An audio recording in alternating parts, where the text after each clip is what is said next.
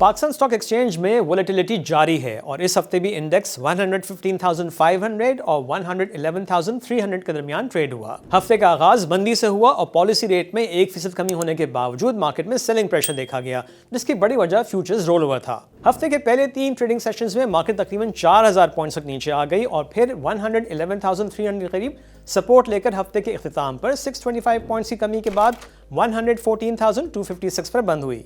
और जनवरी के महीने में KSE 100 इंडेक्स में 871 पॉइंट्स या 0.8% की कमी रिकॉर्ड की गई। इस हफ्ते होने वाली मॉनेटरी पॉलिसी कमेटी की मीटिंग में पॉलिसी रेट में 1% की कमी कर दी गई, जिसके बाद शरह सूद 12% हो गई है।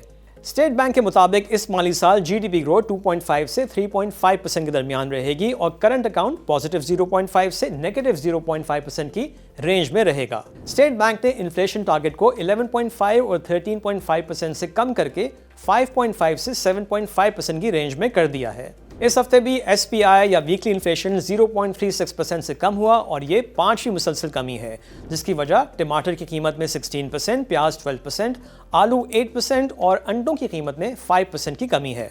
मार्केट की ये वोलेटिलिटी कब तक रहेगी और सीमेंट कंपनीज के रिजल्ट्स कैसे रहेंगे, इस पर हम बात करेंगे वकास गनी से, जो डेप्यूटी हेड ऑफ रिसर्च हैं JS ग्लोबल कैपिटल के। Waqas, welcome to the show. Thank you Shuja for having me. Waqas, सबसे पहले सीमेंट कंपनीज के रिजल्ट्स पर बात कर लेते हैं। लकी सीमेंट का रिजल्ट तो अनाउंस हो चुका है। ये बताइए, DG खान सीमेंट और कुछ दूसरी कंपनीज के रिजल्ट्स फर्स्ट क्वार्टर से बेहतर होंगे? सीमेंट सेक्टर के रिजल्ट्स में अगर हम देखें तो एक ट्रेंड नज़र आएगा कि जो पंजाब बेस्ड कंपनीज़ हैं उन पर एक रॉयल्टी चार्ज इम्पोज हुआ था अगस्त से, तो उस वजह से कुछ मुतासर हो सकती हैं। अलबत्ता DG खान सीमेंट आपने जिक्र किया, तो DG खान सीमेंट हमारा ख्याल है कि कंपनी बहुत बेहतर रिजल्ट पोस्ट करेगी। हमारे ख्याल है तकरीबन ₹4.5 जैसी अर्निंग्स जो हैं आ सकती हैं DG खान की। इसके अंदर ऑब्वियसली क्वार्टर भी बेहतर ये अर्निंग्स नंबर होंगे और ईयर ओवर ईयर भी।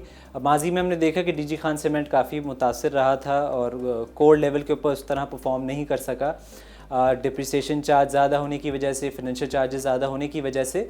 बट अब चूँकि फिनेंशियल चार्जेस इसके बतदरीज, एक तो इन्होंने डेट रीपे भी किया है, दूसरा काइबोर के नीचे आने की वजह से हमारा ख्याल है कि DG खान सीमेंट को काफ़ी फ़ायदा होगा और अब से ये अर्निंग्स बेहतर नज़र आएंगी। जो माजी में 2-2.5 साल से हम इसकी परफॉर्मेंस देख रहे थे, उससे बेहतर परफॉर्मेंस DG खान दे सकेगा। डिमांड में भी कुछ बेहतरी हम रिसेंट टाइम्स में देख रहे हैं, थोड़ा अपटिक है। आगे जाते हुए और बेहतर हमारा अंदाज़ा है कि जी फेब के बाद से डिमांड बेहतर होगी तो ऑब्वियसली DG विल बेनिफिट। अच्छा वकास, मार्केट कुछ हफ्तों से रेंज बाउंड है और वोलेटाइल भी। ब्रेकआउट कब एक्सपेक्टेड है और उसका ट्रिगर क्या होगा? देखिए, अगर हम इसका थोड़ा माजी देखें, फ्यू इयर्स बैक हमने देखा कि मार्केट में एक डी रेटिंग की फ़िज़ा थी, बहुत सारे इकोनॉमिक इशारे मुतासिर थे।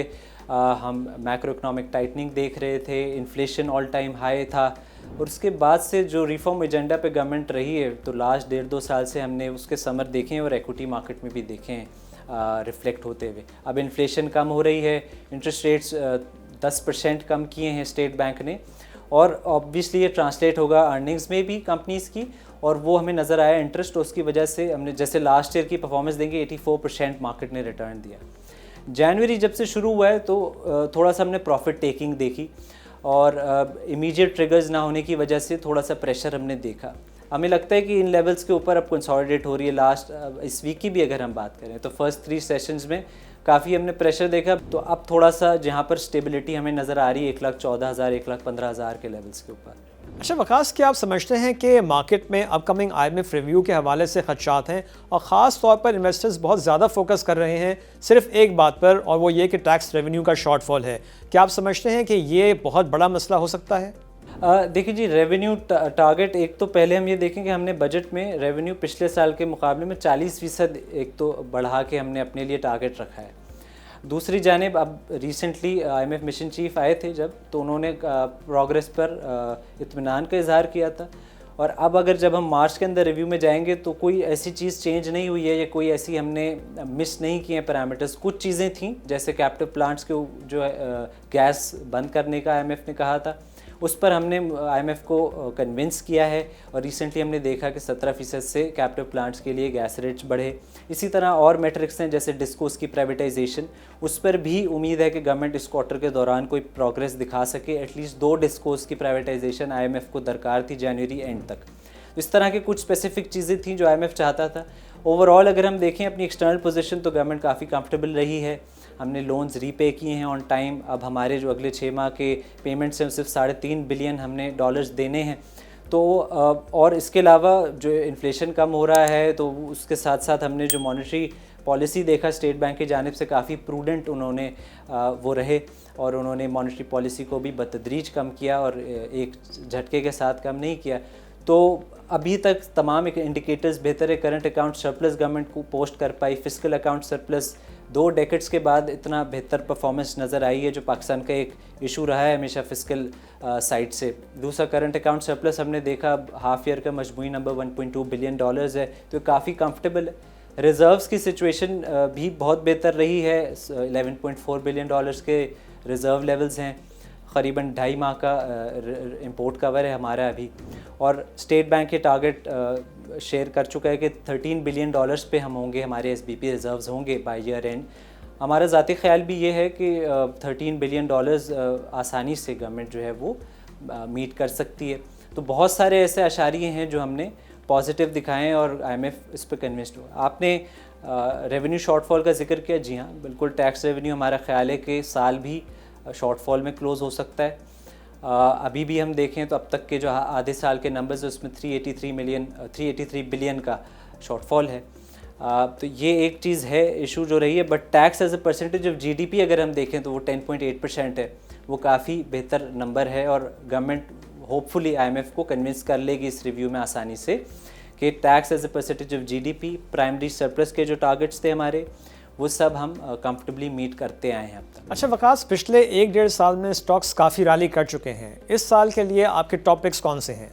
टॉप पिक्स में अगर हम सेक्टर वाइज बात करें, बैंक्स में वी बिलीव के जो मिड टियर बैंक्स हैं उनमें स्पेस है। We like bank Al Habib, bank Al Falah, इनके कंफर्टेबल कार्ड लेवल्स हैं। यहाँ हमें बहुत बेहतर कैपिटल और डिविडेंड, कैपिटल अपसाइड और डिविडेंड यील्ड पोटेंशियल नज़र आता है। फार्मास्यूटिकल में we been pitching AGP, it's a good stock, still has potential.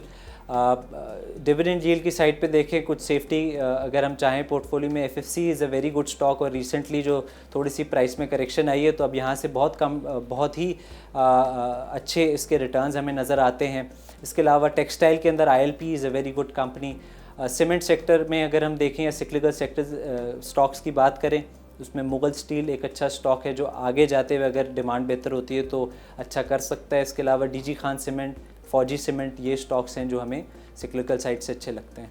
इसके अलावा OMC से हमें PSO जो है उसमें काफ़ी पोटेंशियल नज़र आता है और रिसेंट करेक्शन के बाद अब उसकी कैपिटल अपसाइड हमें हमारी नज़र में काफ़ी सिग्निफिकेंट है। तो ये स्टॉक्स हैं जो हमें इस साल के लिए बेहतर नज़र आते हैं। Okay Waqas, thank you very much. Thank you Shuja. और अब नज़र डालते हैं अगले हफ्ते के इम्पोर्टेंट इवेंट्स पर। मंडे को इन्फ्लेशन के नंबर्स आएंगे और एनालिस्ट जनवरी का इन्फ्लेशन 3% के करीब एक्सपेक्ट कर रहे हैं। इसके अलावा ट्रेड डेटा भी आएगा और पाकिस्तान रिफाइनरी के सेकंड क्वार्टर और हाफ ईयर के रिजल्ट्स अनाउंस किए जाएंगे। ट्यूसडे को ऑयल सेल्स का डेटा और एलाइड बैंक के फुल ईयर रिजल्ट्स। वेडनेसडे को टी-बिल्स ऑक्शन है और कॉटन जिनिंग के नंबर्स भी जारी किए जाएंगे। थर्सडे को फॉरेक्स रिजर्व्स का डेटा और MCB बैंक के एनुअल रिजल्ट्स और जुमे को वीकली इन्फ्लेशन का डेटा आएगा और इसके अलावा एंग्रो फर्टिलाइजर के फुल ईयर के रिजल्ट्स का भी ऐलान किया जाएगा। और अब इस हफ्ते के टॉप 5 गेनर्स। इस हफ्ते एटलस होंडा की शेयर प्राइस में सबसे ज्यादा इजाफा हुआ जो 16% रहा। नेशनल बैंक की शेयर प्राइस में 12% का इजाफा हुआ। Kohinoor textile mills 9%, Askari bank की शेयर प्राइस में 8% का इजाफा हुआ और बैंक अल अबीब की शेयर प्राइस में इस हफ्ते 7% का इजाफा हुआ। और अब इस हफ्ते के टॉप 5 लूजर्स। इस हफ्ते सबसे ज्यादा कमी इंटरनेशनल स्टील की शेयर प्राइस में हुई और ये 8% नीचे रहा। यूनिटी 7%, AGP की शेयर प्राइस में 6% कमी हुई। कोहिनूर स्पिनिंग मिल्स 6% और शेल की शेयर प्राइस में भी इस हफ्ते 6% की कमी हुई। और अब नजर डालते हैं इस हफ्ते के कुछ इंपॉर्टेंट कॉर्पोरेट रिजल्ट्स पर। मारी एनर्जीज ने सेकंड क्वार्टर में ₹9.30 की अर्निंग्स पर शेयर डिक्लेयर की जो सालाना बुनियाद पर 39% कम रही। इस तरह फर्स्ट हाफ की EPS ₹25.32 बनती है। कंपनी ने कोई डिविडेंड अनाउंस नहीं किया और ये रिजल्ट मार्केट एक्सपेक्टेशन से कम रहा। सेकंड क्वार्टर में मारी के नेट रेवेन्यूज में 9% कमी रही और ये ₹41.4 बिलियन रहे। इसकी बुनियादी वजह गैस प्रोडक्शन में 4% कमी और लोअर इंटरनेशनल ऑयल प्राइसेस हैं। सेकंड क्वार्टर में मारी के रॉयल्टी एक्सपेंसेस 45% के इजाफे के साथ ₹8 बिलियन रहे और इंटरेस्ट रेट्स में कमी के बायस फाइनेंस इनकम में 32% कमी हुई। FFBL के मर्जर के बाद फौजी फर्टिलाइजर कंपनी ने पहली दफा अपने फाइनेंशियल रिजल्ट्स का ऐलान किया। फोर्थ क्वार्टर में फौजी फर्टिलाइजर कंपनी की अर्निंग्स पर शेयर ₹9.96 रही, जो सालाना बुनियाद पर 90% का इजाफा है। इस तरह फुल ईयर की EPS ₹45.49 रही, जो 118% का इजाफा है। FFC ने ₹21 का डिविडेंड भी अनाउंस किया, जिसके बाद फुल ईयर का पे आउट ₹34.86 बनता है। फोर्थ क्वार्टर में FFC के ग्रॉस मार्जिन्स में 12% का डिक्लाइन देखा गया और ये 25.7% रहे। डिस्ट्रीब्यूशन कॉस्ट में क्वार्टरली बेसिस पर 18% इजाफा हुआ और ये ₹10.1 बिलियन रहे। इफेक्टिव टैक्स रेट 48% रहा, जो थर्ड क्वार्टर में 36% था। लकी सीमेंट ने सेकंड क्वार्टर में ₹24.84 की EPS डिक्लेयर की, जो 7.3% का इजाफा है, और इस तरह फर्स्ट हाफ की EPS ₹47.24 रही, जो 0.85% का इजाफा है। लकी सीमेंट की नेट सेल्स ₹34.5 बिलियन की रही, जो 13% का इजाफा है। ग्रॉस मार्जिन्स क्वार्टरली बेसिस पर 2.3% के इजाफे के साथ 35.3% रहे। अदर इनकम में 18% का इजाफा हुआ, जो ₹3.5 बिलियन रही। बैंक अल्फला ने फोर्थ क्वार्टर में ₹2.94 की EPS डिक्लेयर की, जो तकरीबन 49% कम है, और इस तरह फुल ईयर की EPS ₹25.27 रही, जो 9.1% का इजाफा है। बैंक अल्फला ने ₹2.50 का डिविडेंड अनाउंस किया और इस तरह फुल ईयर का डिविडेंड ₹8.50 रहा। नेट इंटरेस्ट इनकम सालाना बुनियाद पर 10% कम होकर ₹31.5 बिलियन रही। बैंक अल्फला के एडमिन एक्सपेंसेस में 44% का इजाफा हुआ और ये ₹26.5 बिलियन रहे। And that's it for this week. Have a nice weekend. खुदा हाफिज।